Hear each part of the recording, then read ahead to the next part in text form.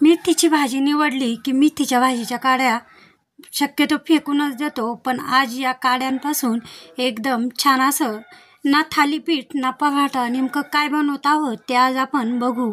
आता सगळ्यात आधी या ज्या मेथीच्या काड्या आहेत त्याचे जे मागचे बुडका आहे माती ते काढून घेतल्या आणि जे पिवळे पानं असत्या तेही काढून घेतले आणि व्यवस्थित अशा काड्या स्वच्छ अशा निवडून आणि स्वच्छ धुतल्या. आता त्या चाळणीमध्ये वाफवायला ठेवायच्या आहे.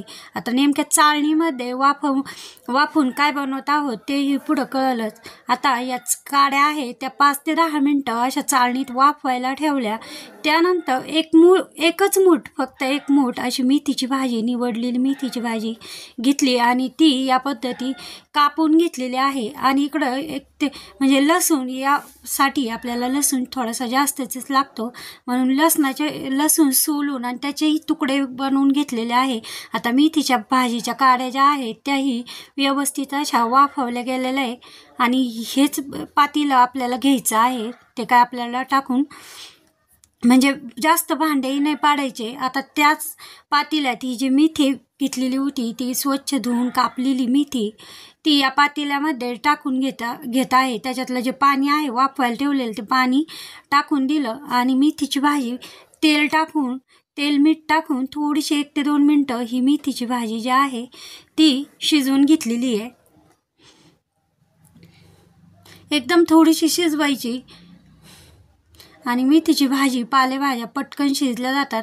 आता त्याच्यामध्ये 1 मूठ अख्खे शेंगदाणे घातलेले.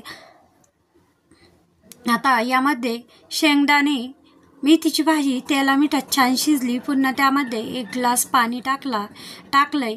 आता ही भाजी थोडीशी पुन्हा अजून पाण्यामध्ये शिजून देऊ. तेला मिठात आधी शिजून घेतली की त्याची चव एकदम छान अशी येते आणि शेंगदाणेही याचमध्ये शिजून दिलेले आहे. आता चमच्याने या पद्धतीने मेथीची भाजी आपण जसं काही पावभाजी फेटतो तशीच ही चमच्याने मेथीची भाजी अशी दाबून घेतलेली आहे. आता इकडं थोडेसे शेंगदाणे, मिरच्या आणि लसूण घेतलेला आहे. फक्त त्याचे लसणाचे साल्ट काढले. आता हे व्यवस्थित सगळं भाजून घेतलं.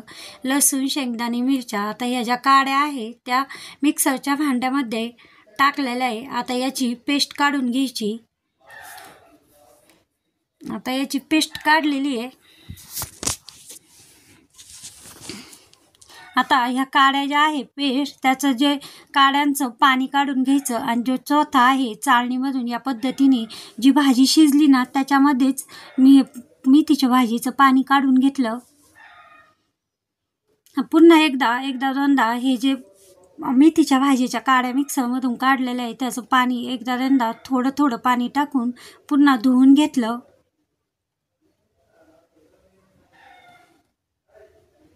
आता हे ज्या चोथा आहे याला थोडक्यात आपण चोथा म्हणून म्हणजे काढायचे, याच्यामध्ये काहीच नाही आहे. आता ते आपण टाकून देऊ. एकदम पौष्टिक अशी. आता हे शेंगदाणे, लसूण आणि मिरच्या ते भाजलेलं आहे. आता याचाही ओबडधोबड असा मसाला वाटून घेऊ मिक्सरच्या भांड्यामध्ये. आता लसूण भाजला की त्याचे जे साल असतात ते एकदम कडक होत्या आणि फक्त असं हाताने चोळलं का तरी हा लसूण सोलून झालेला आहे.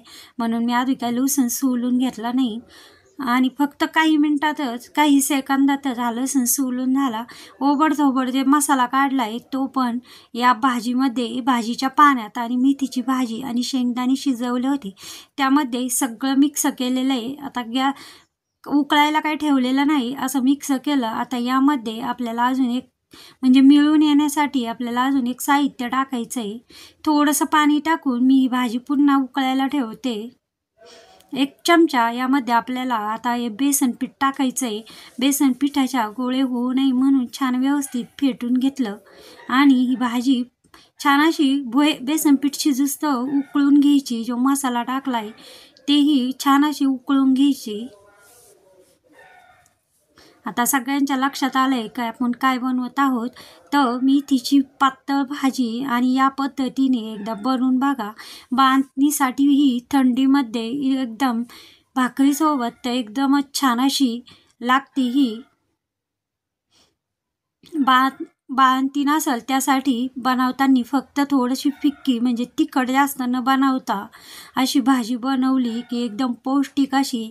मेथीच्या पाल्यापेक्षा मेथीच्या काड्यांमध्ये जास्त जीवनसत्व असतं आणि त्याच काड्यांचा उपयोग या पद्धतीने आपण केली आणि इतकी छान अशी चव लागते भाजीची. आता भाजीला तडका द्यायचा आहे, त्यासाठी तेल ठेवलंय. तेल कडकडीत तापलं की त्यामध्ये 1 चमचा मोहरी टाकली. या पद्धतीने तडका दिला भाजीला शेवट की भाजीची दुपटीने चव वाढती. आता जो लसूण कापलेला होता, सोलून तुकडे केलेले, तोही या तडक्यामध्ये टाकायचा. 1 चमचा जिरे टाकलेले आहे, तेही फुलले लसूण आणि छान हा तडका.